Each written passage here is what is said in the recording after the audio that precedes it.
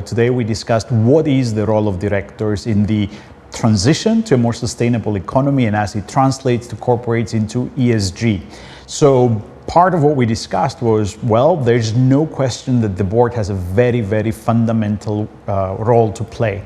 Why? Because sustainability, the world's environmental and social challenges pose tremendous challenges for companies. I often call them a disruption in business as usual.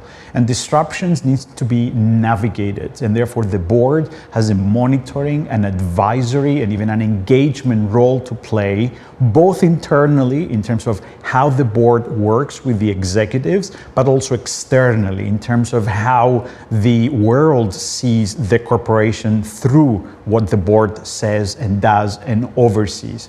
But that transition is challenging. We have a lot of obstacles. We have a lot of inertia along the way. A lot of companies out there actually greenwash. They lie to us about how they are transitioning when they're actually not transitioning. So there's a bigger question about why is it that companies are so slow and so inert in order to transition? And those reasons are, multidimensional. So first of all, in some situations, we don't have the necessary human capital that has the knowledge and the expertise to help companies bring in those environmental and social issues into the way they do business.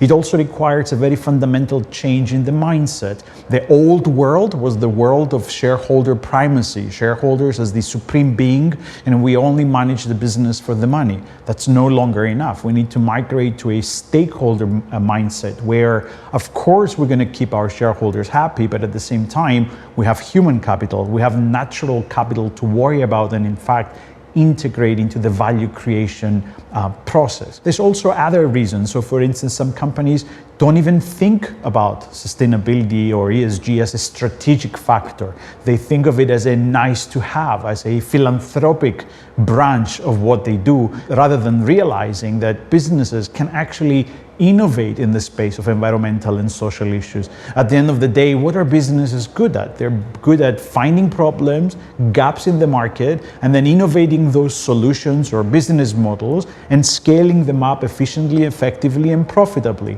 Well, the world's environmental and social problems are in desperate need of innovative solutions that ought to be scaled up efficiently, effectively, profitably, and in fact, very quickly, given the time frames that we're facing.